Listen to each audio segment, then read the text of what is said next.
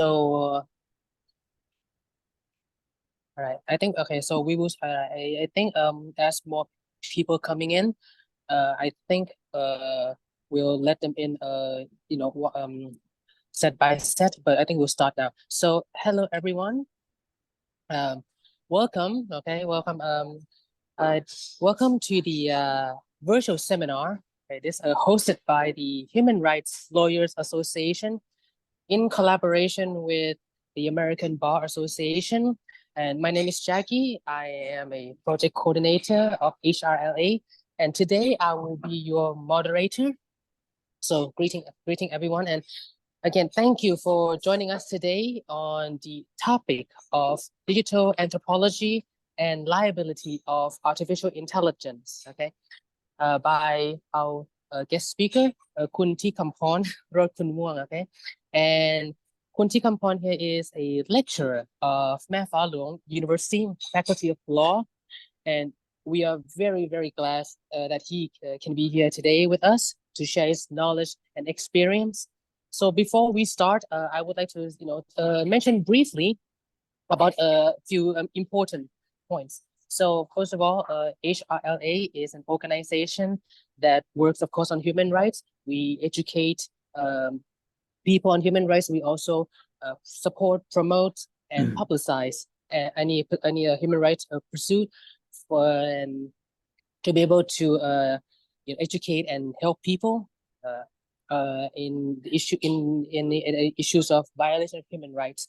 We, as an association, also have a diversity of people of different backgrounds, whether you are academics or whether you're from lawyers, or whether you're even with international background, or even activists, or any sort of people with enthusiasm can all work together in this area and in this network. We aim to of course we aim to educate, promote any violation, any action that is needed to help the people, whether it's from litigation or whether it's from workshop and activities. Okay, and this is actually our sixth seminars. We also have conducted this before. You can also check it out on our YouTube channel, actually. And if you are interested, you can also maybe ask, and we'll give you any further information. And we will start with the seminar with our guest speaker, sharing his what he wants to talk about, and then toward the last 15 to 10 minutes, we will open a floor for questions. So if you have any questions, do write them down, and if you have any remarks or any sort of ideas, you can just jot them down first, and then we'll give you the time to be able to disclose anything that you wish to ask our speakers. So without further ado, I will pass on to Kun Tikampon, and enjoy. Thank you very much, Jackie. Am I audible, right? Can you hear me? Yes. First of all, I would like to say thank you, Human Rights Lawyer Association of Thailand, in collaboration with American Bar Associations, which create this program defending digital privacy in Southeast Asians program, and give me these golden opportunities to talk about my small research project entitled Liability of Artificial Intelligence. Today, I would like to talk or sharing about the small part of my research project. It's digital anthropologies and criminal liability of artificial intelligence. First of all, I got to propose or to objectives from Human Rights Lawyer Associations that I have to examining liability issues relates to artificial intelligence And the second one is I have to involving digital anthropologists from diverse perspective. Uh, Today I will divide my talk into 5 parts. The first one is anthropology. Is why anthropology? I think anthropology is the first social science or disciplinaries or research studies that get involved or jump into the digital world. And the questions that I have to answer is what is digital anthropology? And are there any digital anthropologists experts? I have to say yes, there are experts. There exists the first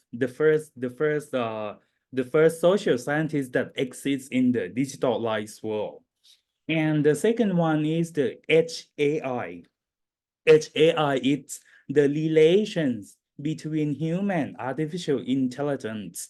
In my presentations, I will show the example of robotics. I will show you the interactions between the relations of human and artificial intelligence. And this kind of relations, it has a very huge project under Professor Sabina Gatz. She is a professor of criminal law at Faculty of Law, University of Basel. She tries to promulgate the criminal sweet codes to relate the actions or the interactions between human and artificial intelligence in sweet codes. I think this is the really great development in criminal law era. And the third one, I will show you the dysfunction and the functionality of artificial intelligence. For example, I will give you the legal status of artificial intelligence, even it's super unclear now. For example, I will give you the legal state of machines learning and also robots. The fourth one, I will give you the liability of artificial intelligence. I cannot say that it cannot start with criminal liability of artificial intelligence instead. It has to start with the civil and commercial liability first. And this is under the debatable debates or the global discussions on international criminal liability of artificial intelligence.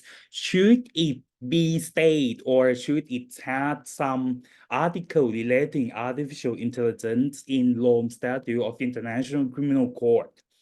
And the last one, I will give you analytical conclusions and I will answer what is digital anthropologists and are they related to artificial intelligence? If the crimes from artificial intelligence, what can I mean that I'm a lawyer, I'm international lawyers, and are you some law students and law professor, and there are some activists? How can we answer the question within this artificial life world? Shall we start with the definitions of digital anthropology? Digital anthropology is an anthropological study of the relationship between humans and digital era technologies. The field it's new, it's still new. Even anthropology start the study of digital era in like 15 years ago, but it started with cryptocurrencies or blockchains, things like that. But it's had another advancement of study. The field is new, and thus has a varieties of name with a variety of emphases. These include techno-anthropology, digital ethnography, cyber anthropology, and virtual anthropology. This is a kind of digital anthropologists. And they are all related to the further step, to the advancement of the legal field studies we have to rethink about it, why we have to get involved in that digital era. According to UNESCO, they try to contribute the digital anthropologists into three sections. The first section is the humans community. Why digital anthropologists working, or what is the working of digital anthropologists in the human communities? It has to be relearning to be human by rethinking artificial intelligence or rethinking the digitalized world. The second one's the UNESCO tried to share the new culture. I call it digitalized cultures or artificialized culture. It reflects the individual behavior in the digitalized eras. The last one, UNESCO tried to get involved digital technologies by creating digital space, translate it into analog space. It's come back to the human ground again. And the product of UNESCO from the digital anthropologies project, UNESCO and the LIFT centers, and under the framework of the management of social transformations program in the social and human sides. They try to do four things. The first thing is how can artificial intelligence is advancing education. The second one, how it's artificial intelligence innovating technology. The third one, how can we build up our awareness by developing artificial intelligence? And the last one, how can we provide the policies or legal rules or legal controlling artificial intelligence? The first one, advancing educations. UNESCO order digital anthropology projects tied to deepen under our understanding about artificial intelligence, and they try to understand what digital era is. The third one's why we have building awareness. They are trying to promoting inclusivity and ethical society. In digitalized world or in the artificial intelligence world, they try to include everyone in the digitalized world in practice and in theories, but even in realities, we cannot include them all because someone's left behind this our digitalized world. And the last one, the UNESCO tries to promote or promulgate the global policies concerning the recent developments of artificial intelligence. For example, UNESCO provides the guidelines for developments of artificial intelligence. And the second digital products by UNESCO, they try to provide the toolkits and new methods for adapting to our changing cultural and technological landscapes. And the first one, they try to give us the methodological triangulations beyond algorithm. The second one, they try to open up very complex system approach to study social network by using artificial intelligence. The third one, they try to provide a toolkit to study human algorithm relationships.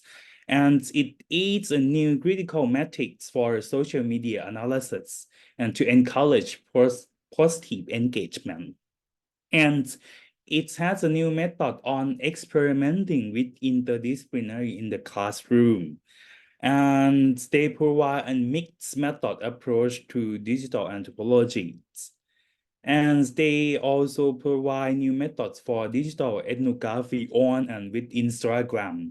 And the last one, they bending the take big data into analytics, global development policy. This is all the digital products of UNESCO. Digital anthropology is the main ethnographic topic of study in digital anthropology encompass social media. Social media, as we face it every day, Facebook, Instagram, Twitter. They are play a lot of Twitter. They call tweeting, something like that. In the virtual world, digital protest. And it's like a new kind of the new movement of the protester. It's like a digital protester.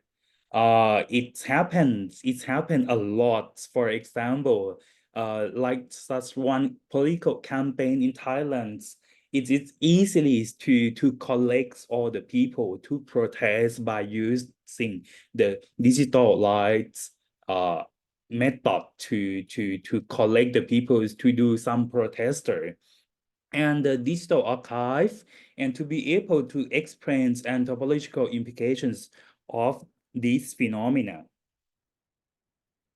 The next one is data and algorithmic practice are increasingly shaping and transforming social life from the metadata harvest as we use social media to target at politically to the biometric data extract. When we enter scrutinized space that is used for profiling and ritualizing as well as to the lives of self-tracking and health as mean of self-care. When we understand digital anthropologists, if we think about our core, the understanding of legal study or the nucleus of our legal study, it is justice. Can we think about the characteristic or pictures of algorithmic justice?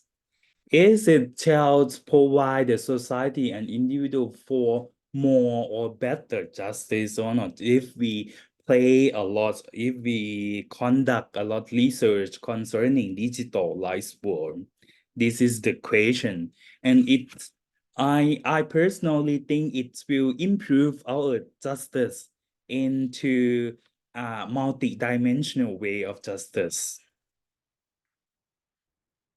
The next one is the role of social media in the digital life world. It is the presentation of the selves on social media. Some they can show self, some they don't want to show that self. And the second topic of social media in digital life world is the social media related to the body. That that that it's that is related to another crime. The third one is the relations between algorithms and the attention of economy. And the last one, we have said already, online activism and post-truth politics, because when we jump into a virtual world, it had a multi-dimension of the truth. This is the thing that we have to get some awareness or we have to concern about it. But the social media is a new way to engage with customers from across the globe. And this is the introductory for digital anthropologies and its opportunities for us to accessibilities for this. And as I say that it's the first social science that jump into digital world.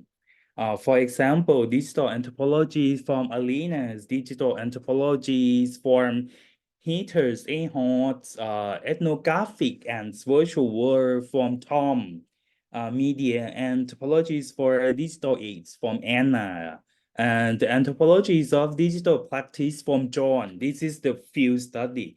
They are all field studies that mentions why digital anthropology is important, and they try to expand the human relations with digital life world.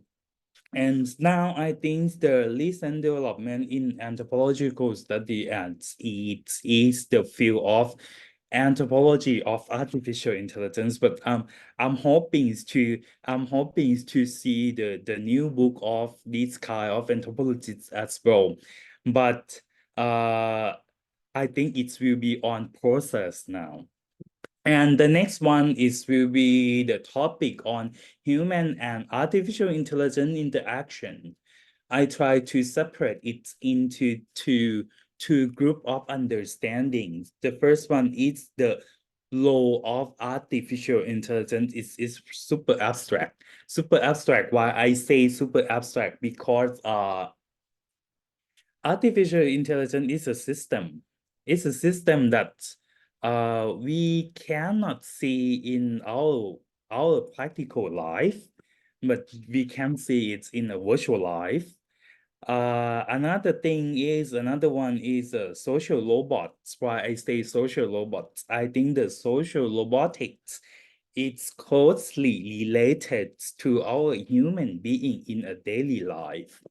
For the role of artificial intelligence is viewed as the bedrock on which future robots will be created.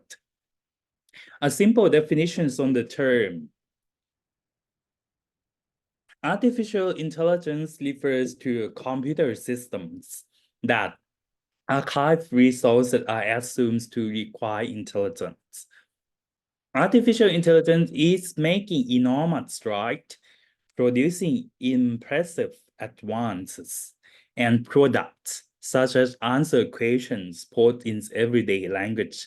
And if you are a lecturer in your university or a professor in your university, all of your students or most of your students try to use ChatGPT to do the report for you.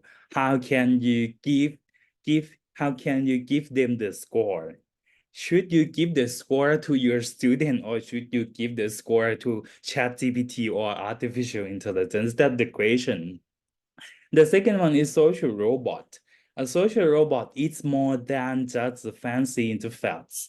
It's it's it's an avatar and or it is a conventional system. Social robot acts like companions or friends with frequent interactions over extended periods. And now, I think it's limited emotional behavior, but they will learn and adapt to their social life. Social robots, it's recognizing different peoples now. For example, the facial recognitions in our system, for example, when you enter into immigration at international airport, they will do the facial recognitions for you. And also social robot is remembering their personalities. If you goes to like for example the factories that create the robotics or cloning the robotics and they will uh, put you on the spot under like 32 32 cameras. They will recognize all your posters and remembering you that your personalities and create you a new one create you a new one like this is T-Compound and another T-Compound is coming when you enter into the robotic industry, something like that. And the next one is how artificial intelligence robot and humans artificial intelligence are developing.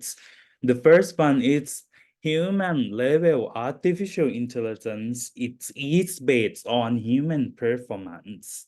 The second one is social robotics. It seems like a social helpers or social assistants. When we add the samples, I will show you the medical robotic as my example. It's really close into our real life. And the last one is artificial human intelligence, AHI. It predicts future behavior. Start with human level artificial intelligence. Shall we start with the definitions? Human level artificial intelligence refers to artificial intelligence system that have reached or exceeds some level record or milestone set by human performance. The fanfare and the correct break out when an artificial intelligence program achieves world-class performance and beats the base human exponents. And this usually means that the challenge is not learned anymore.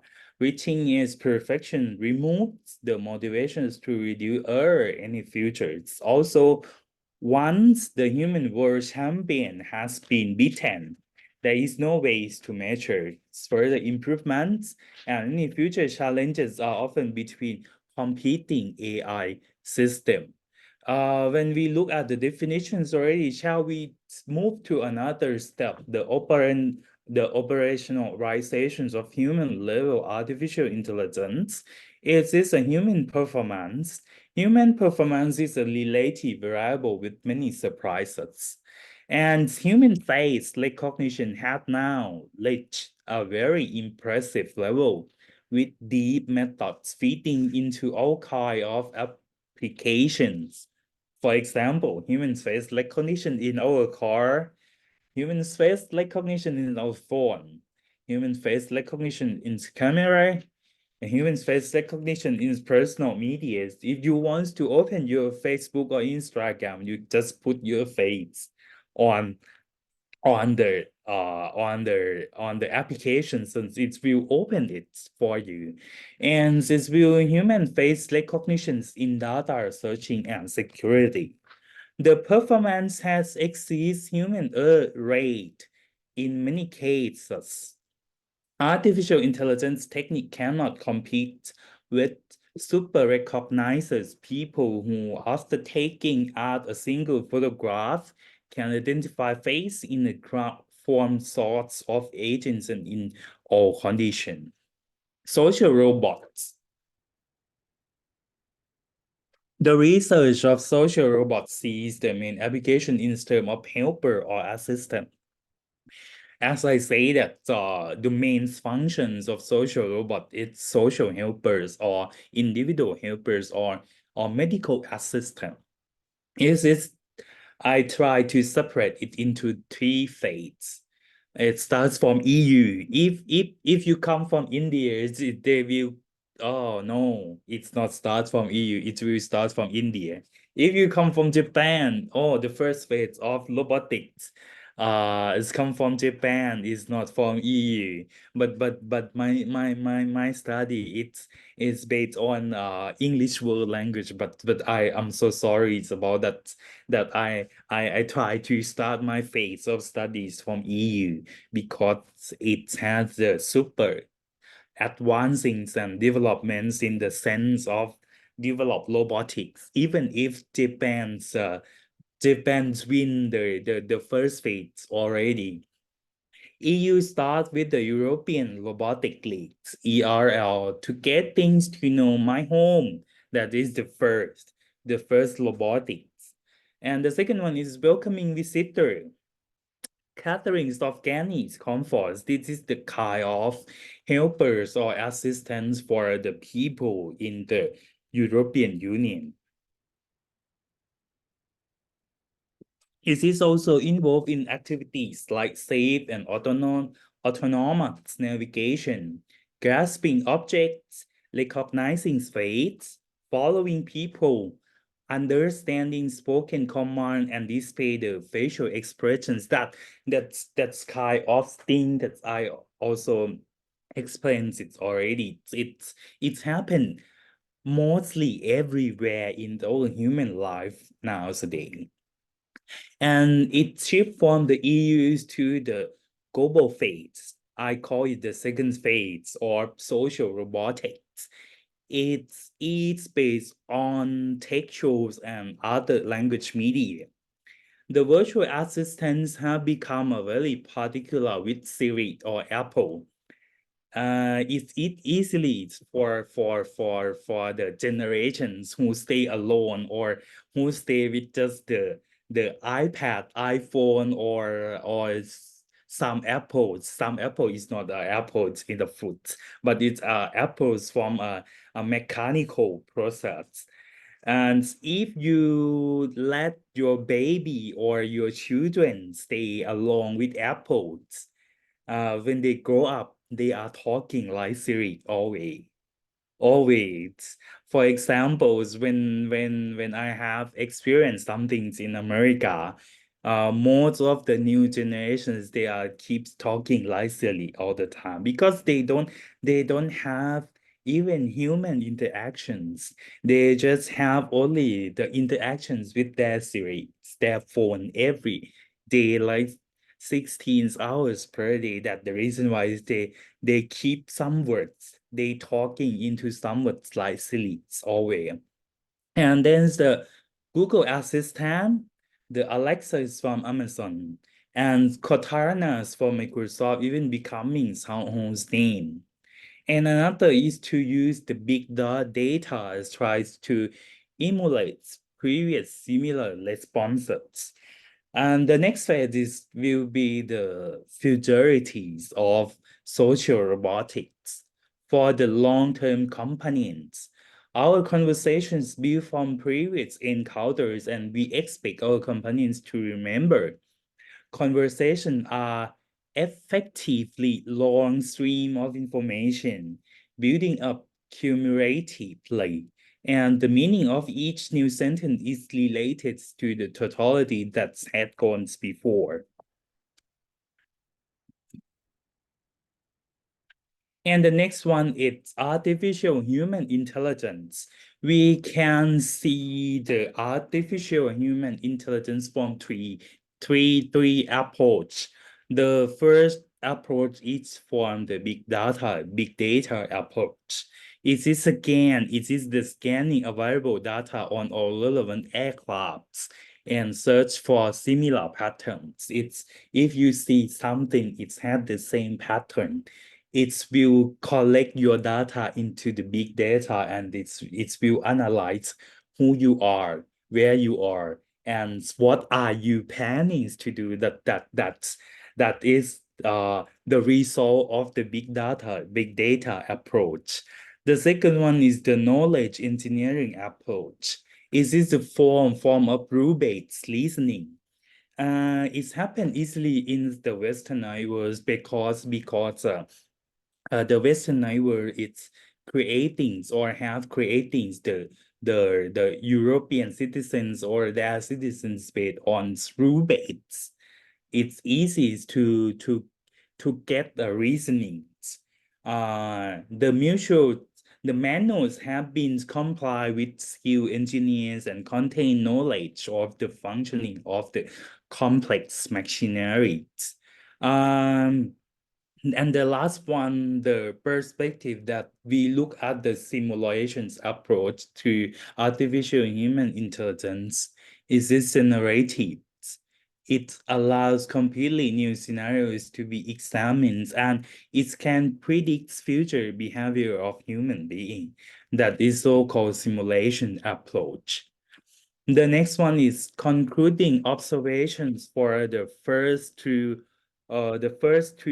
section is what is the digital anthropology and the relations between human artificial intelligence or robotics.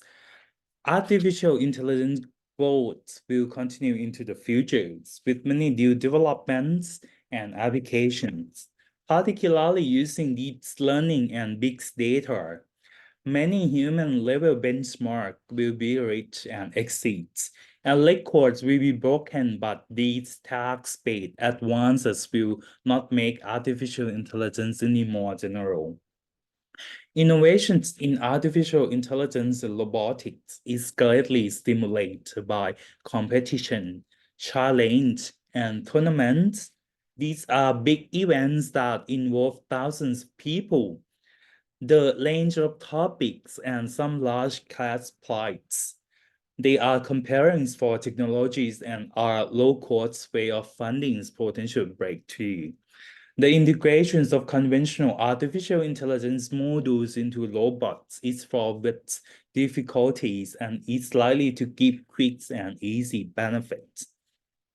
The deep and big style of artificial intelligence will be applied to robotics and will produce some new and impressive results. The two main technology involved will be deep neural network and reinforcing learning.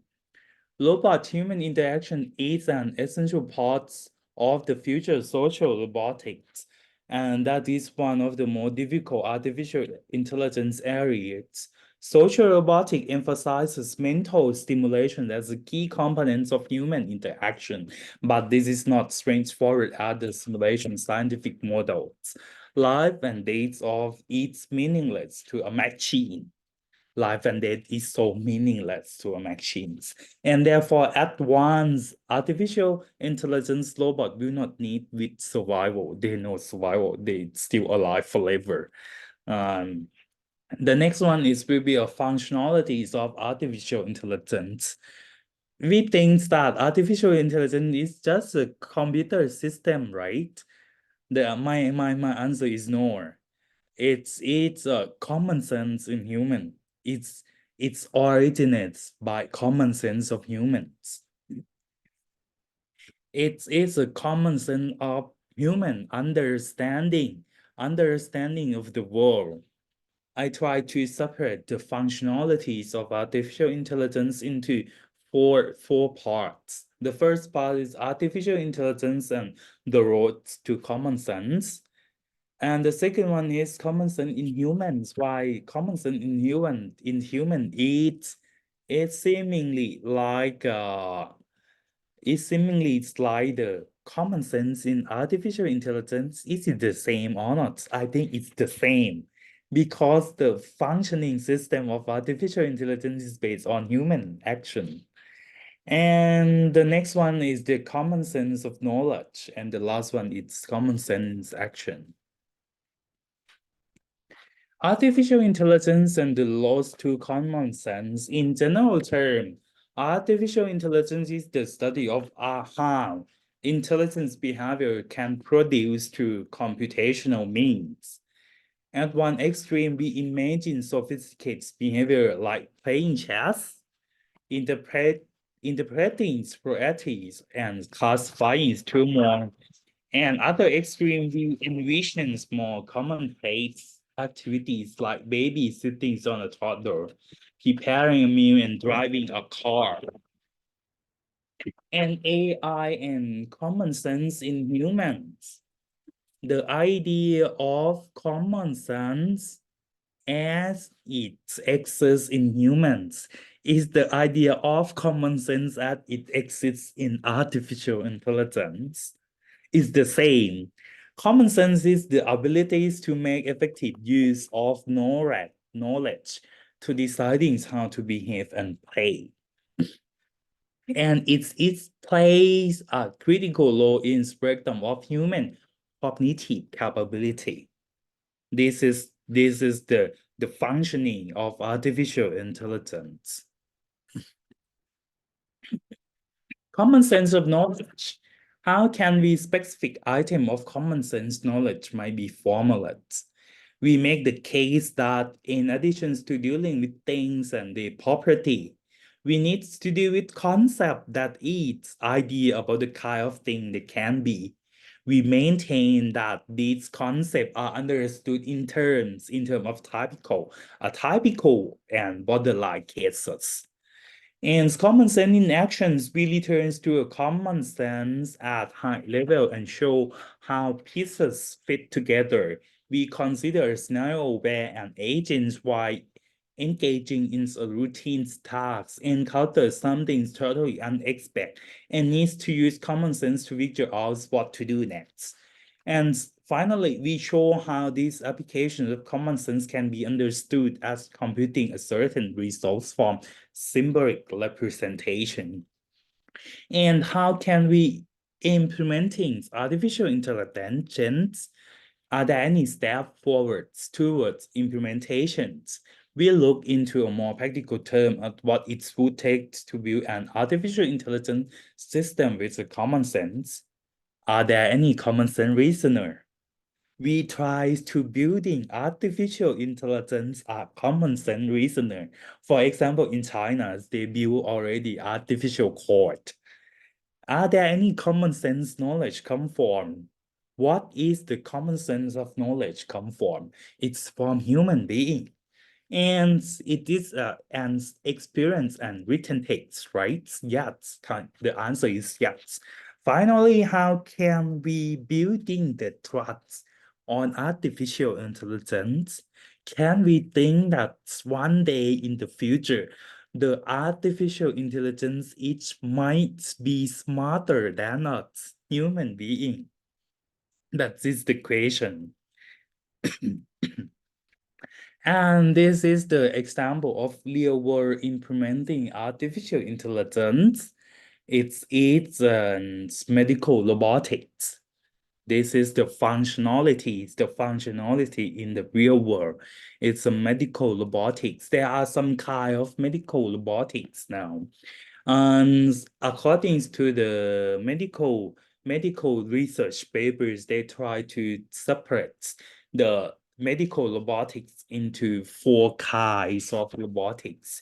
The first is surgical robotics. It's including neurosurgery robotics, orthopedic surgeries robotic, cosmetic surgeries robotics, ophthalmics robotics, endoscopic surgeries robotics, intrusive surgeries robotics. The second one is rehabilitation robotics. It's also including medical training robotics and life access robotics.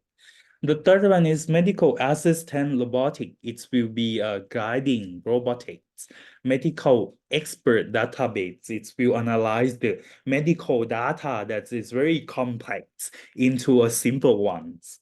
And the last one is diagnosis robotics. Lastly, the kind of medical robotic is a hospital service robotics. For example, drug delivery robotics, transport robotics, these infecting robotic, and these trans educations robotics. These all the kind of medical robotic in our contemporary world.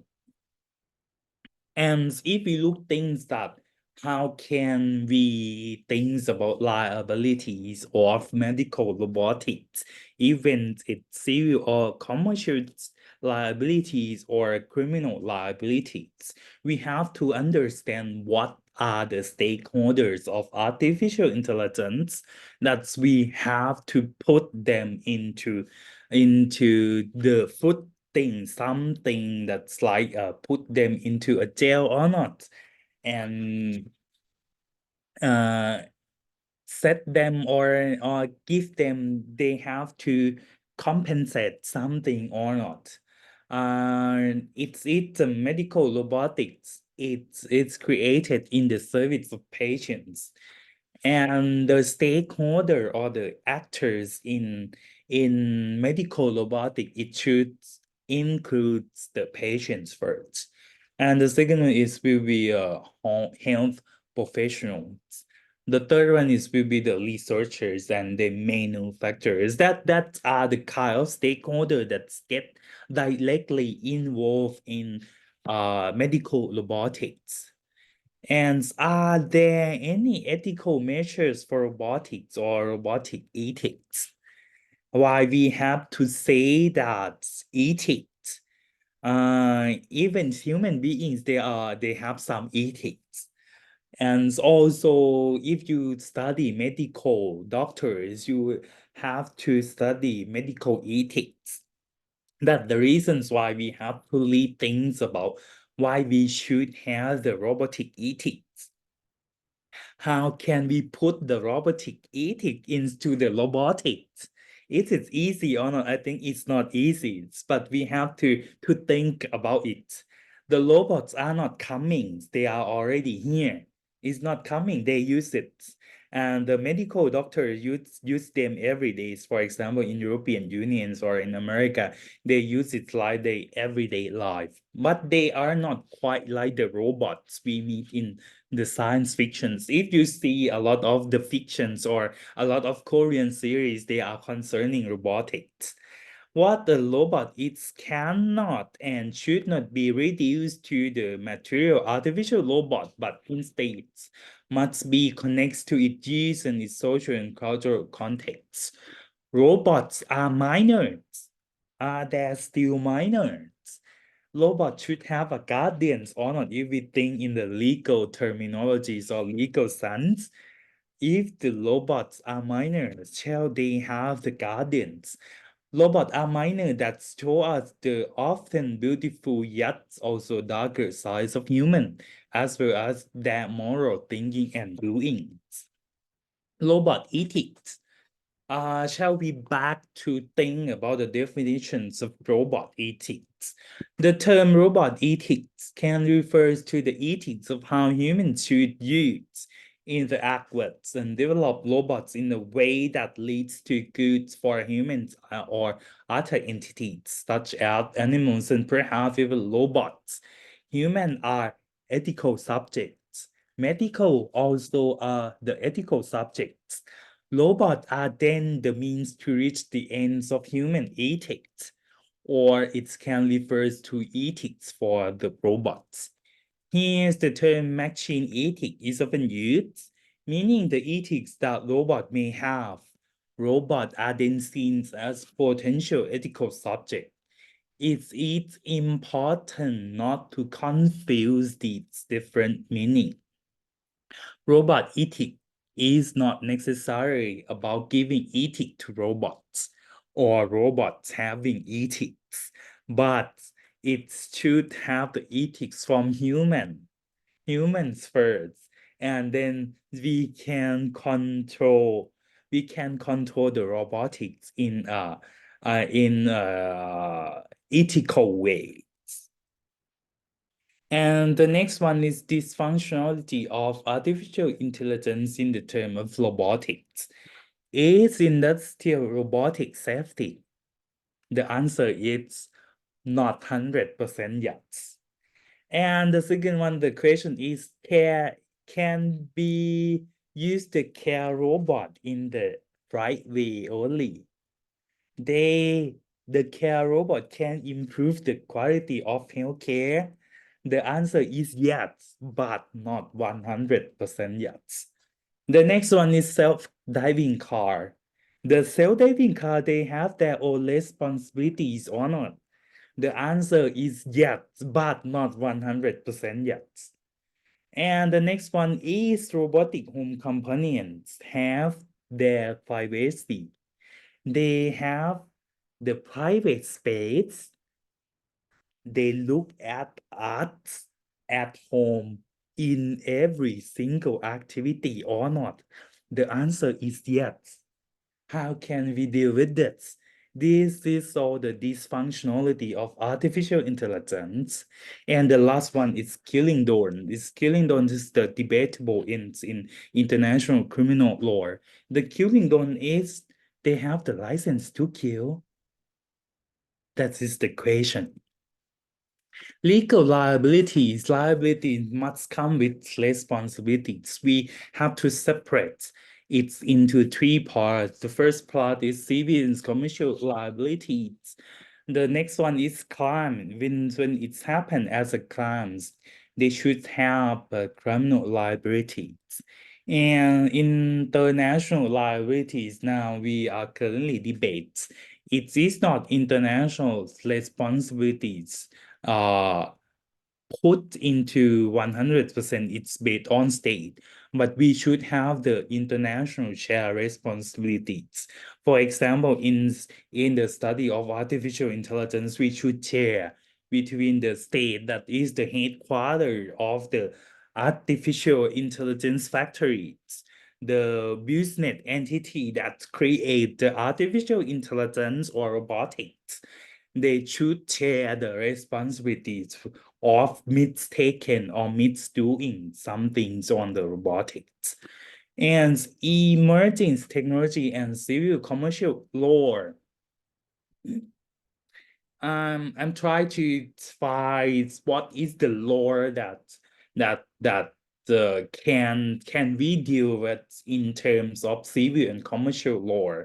And the recent developments on financial technologies have to be extremely monitoring now. In realities, we can use just the contact law or the tort law or delicts law or the property laws to do the compensations for the developments of artificial intelligence or to set some compensations for the breach of artificial intelligence in civil and commercial transactions. The next one is artificial intelligence and criminal responsibilities. And as we think that is it's against the privacy, it's the biometrics, save the personal data right or wrong. Is it the censoring the internet? Is it right or wrong? Can we prevent the preventions on the online harm? This is the questions that we have to put some criminal justice or criminal responsibilities into artificial intelligence, but we have to think about what is the way, who should share the responsibilities between artificial intelligence, robotics, machine learning, and who should take responsibilities. The sample is from the People Republic of China. Why I have to say People Republic of China, I think China has the super developments on the technologies, for example, robotics and artificial intelligence. It also has both preventive and enforcement law. They try to set a new or promulgate the law on criminal law on cybercrime. They try to promulgate the law on the omissions liabilities for internet service provider. And the People Republic of China has tried to do the effective governance of the cybercrimes.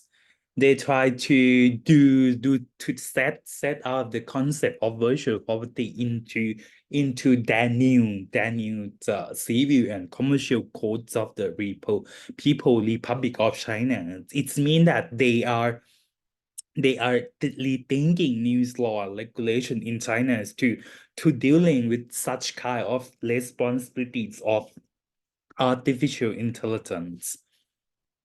Is artificial intelligence a threat? I try to put some things on the spot. The first one is targeting and control enhancement.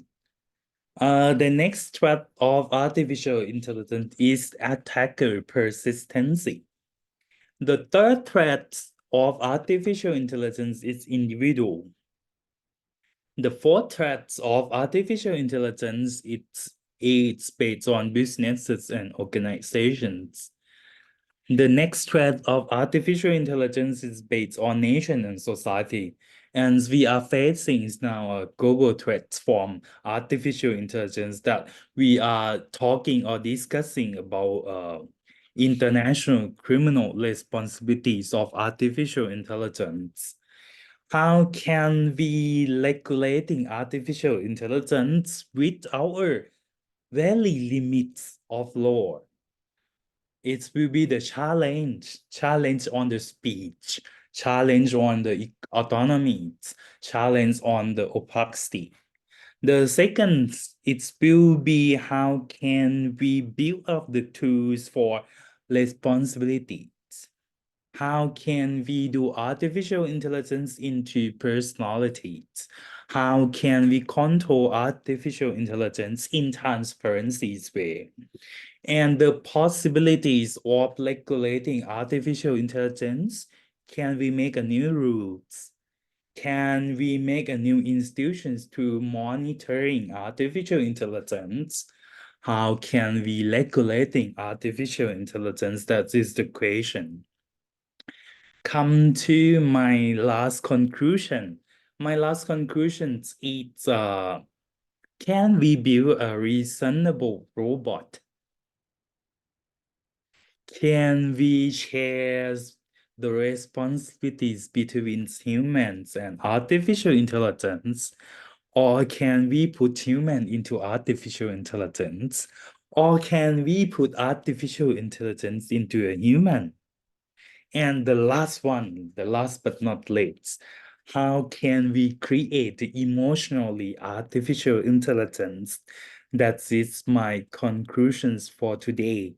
And I would like to say thank you very much for listening to me on the very great topic that I do huge research on it, but it's a small part on it. It's digital anthropologies and criminal liability of artificial intelligence, but I don't take too much into the down deep on law, and I don't want to make that deeper on anthropologies also, but it's just a little introductions to it. Thank you very much. Thank you, Kun Tikampon. That was a very intriguing, very interesting topic. Actually, I think it's sort of actually, opened more doors to, the future of our society. Now, I mean, I'm sure that with the rise of AI and social robots, what we see on movies might not be too far Yes. from the truth, actually. Yeah. Yes, and especially when AI and social robots are becoming a more of an integral part of our lives, like you mentioned, from social media to Siri to even biometric system, and especially as we're moving into a more of a digital era, into a informational technology era, and I think we really have to look into this, and of course to everyone, to every single one of us, I'm sure everybody are familiar with this issues, Yes. and of course Yes. yes, so it's very relatable, and I think that it should sort of like raise some questions among us. So, and I think before we move into questions, I would like to remind you again. So, you any question, I will let you speak, and then we will, of course, if anyone wants to pitch in, you can raise your hand, and we can have a discussion. And for those who have been on this seminar before, and I forgot to mention this, I am sorry on my part, is that we do record this seminar. So whatever is being discussed, of course, it will of course be recorded, but it's for educational purpose. So Yes. you have nothing to worry about. So if you have any question, please raise your hand, and then I will give the floor to you. Anyone? There are no questions. Actually, we do have some question. I have. Oh, okay. So we have one person raising hand. So, คุณพิมพ์ชนก ทิพยาวงศ์ Okay, okay. Yes, you may ask question. The floor is yours. So my question is about the stakeholders of AI liabilities on the database that we use, like ChatGPT or whatever AI that we use. How can the AI stakeholder being liable for keeping the data too much, or the problems like data breaching or data leak? How can we deal with this as international states and also individuals? Provider. Yes, that's all. Okay, thank you for your question. คุณที่คำพรครับ Okay, so I tries to answer the questions first from the individual levels. We have to find what is the real stakeholder first, and how can they manage or they collect the data, how much data that they leak, and the punishments or the liabilities or responsibilities for them. It's based on how much data they need, how much data they collect, and how much for example command or controlling data that they put them into that artificial intelligence. That is my answer. I don't know whether my answer is answering your questions or not. Yeah, but if we put too many stakeholders into the artificial intelligence system, we should see what is the who inputs the information, who get the output informations. What is the service provider between that from input to outputs? And are there any dots that the data corrections index? That is the questions that we can put punishment or liabilities on them. And I try to answer another questions why I give the emotions to AI. That is very important questions. And the second one's with what exists now, humans are already having difficulties with AI. They feel they are being compared with the nightmares about robots are starting to emerge. My answer is, we cannot escape from the robotics world. That actually happens already. For example, in Japan, if you go to Japan, it's a lot of robotics factories. And also in Beijing, China, in Chaoyang industry. Chaoyang is the very expensive area in China, and now it's developed into robotic industrial. Most of the area it's developed into the robotic industrial, and I think the eastern part of Asia is China, Korea, and Japan will be the leading robotic industry in the near future. And why the next question is why I have to put emotion into AI. From my personal perspective, I think emotion is very complex one. And we create artificial intelligence in the very complex way. Why don't we put the very complex system into AI? It's my thought. Why we think about how can we create artificial intelligence or robotics with emotion? How can robots can be love or they can love each others, and it will be an easy ways to interactions with human. I think when we touch each others, or for example the human between human and humans, it easily is to touch each other with emotions, if not reason. For example, we use the reason, especially legal reasonings or legal logics, when we enter into the court only. We don't use the legal reasonings or legal logics in everyday life. I think that the reason why I think it will be a daily routines if we have the emotional artificial intelligence or emotional robotics. That is my answer. All right. Thank you for the answer. I think we will have to move on to the next question. We have more question from the chat. It says here that the Chinese government has used AI to track potential criminal and political offenders. What are your thoughts on that when AI is being used in politics? Even AI is not used in politics. China, it's especially in China, and if there knows artificial intelligence word in this world, they try to use any other words to inspectors their people. Even they know artificial intelligence, but it's easily for them to use artificial intelligence to tackle with Chinese people. But the way we can think that why Chinese people use artificial intelligence to strike up Chinese governments, that is my questions and my binary opposition thought about that questions.